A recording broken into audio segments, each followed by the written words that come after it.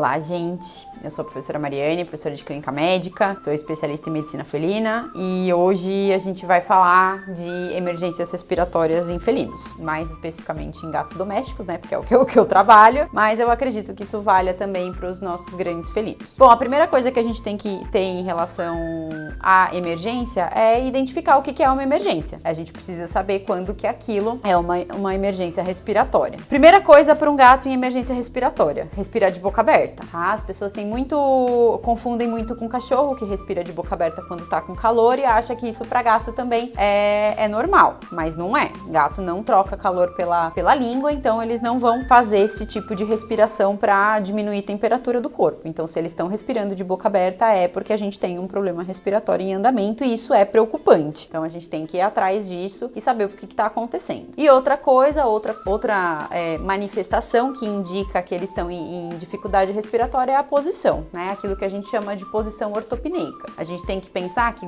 gato quando dorme, eles dormem bolinha, eles dormem deitadinhos, enroladinhos, tal. Isso é uma posição de conforto. Se eles não estão respirando bem, o jeito que eles fazem para aliviar esse desconforto respiratório é quando eles fazem a posição que a gente chama de ortopneica. A posição ortopneica é quando eles não dormem enroladinhos, eles ficam sentados e eles não encostam o tórax no chão. Eles tentam ficar bem esticadinhos e geralmente eles estão com o pescoço esticado. Para que eles fazem isso? Eles fazem isso para aliviar ou para alinhar as vias aéreas superiores, a traqueia e o pulmão e tentar com isso facilitar a passagem do ar. Então isso são as duas primeiras coisas que a gente tem que tomar cuidado com emergências respiratórias, é identificar quando a gente tem uma emergência respiratória. Outro passo que a gente tem que pensar, visto isso, né, a gente identificou a emergência, levou esse animal para um oxigênio, que é a primeira coisa que a gente tem que fazer, é depois parar para pensar de onde está vindo essa emergência respiratória, o que pode causar isso. Um monte de coisa pode causar emergência respiratória. Pneumonia pode fazer emergência respiratória, bronquite pode fazer emergência respiratória, asma pode fazer emergência respiratória, efusões pleurais pode fazer emergência respiratória, edema pulmonar, tumores em região de mediastino, em base do coração, tudo isso pode dificultar a passagem do ar, né? Ou até mesmo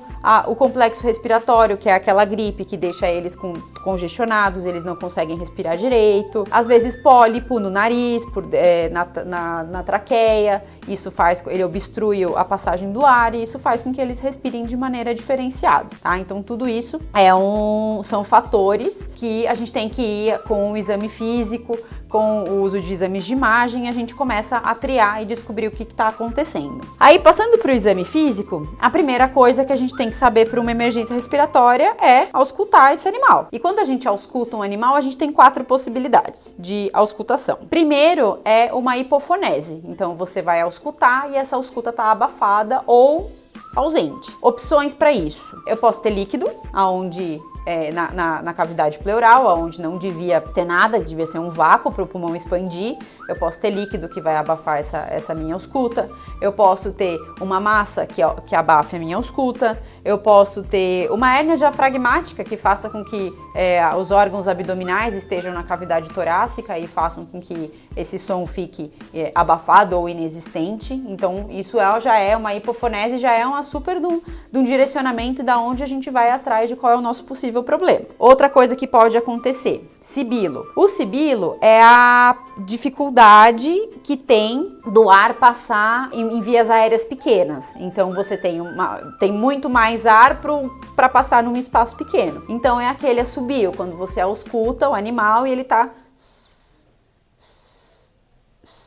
Isso é um ar que está raspando na via aérea e está fazendo esse assobio. Isso geralmente está associado a problemas brônquicos. Animais com bronquite, com asma, que tem diminuição desse trajeto aéreo, e aí esse ar passa com mais dificuldade. Também já é uma coisa que leva a gente a pensar numa etiologia do problema. Outra coisa é um estertor. O estertor, eu tenho líquido dentro do alvéolo. Esse líquido pode ser um líquido vindo de um edema pulmonar, ou esse líquido pode ser secreção, no caso de uma pneumonia. Eu posso ter catarro nesse pulmão, essa secreção do catarro ela é fluida, um pouco mais viscosa, e isso faz um som de estertor, é aquele chiado, aquela coisa que você ausculta e tá roncando dentro desse animal, tá? Do tórax do animal. E aí a gente tem que auscultar aonde se tem um lado pior que o outro, porque não necessariamente vai ser bilateral simétrico, pode ter só um lado afetado e o outro não, pode estar só a parte cranial desse animal afetada e a caudal não. Então isso depende também da etiologia do problema. Outra coisa, estridor. O estridor é a reverberação disso em via aérea média, então em laringe, em traqueia. Geralmente os estridores, eles são secundários a processos obstrutivos, então é aquele animal que tem uma respiração mais agônica, que ele tá respirando e dá aquele... esse é o som do estridor, ele é um som mais sofrido, tá? E isso geralmente é por um processo obstrutivo e na maioria das vezes não tem um prognóstico tão bom, tá? Então é isso, essas são as emergências respiratórias, né? Como a gente identifica, no que a gente pensa e como a gente ausculta isso e pode pensar para um direcionamento, tá bom? Até uma próxima, gente!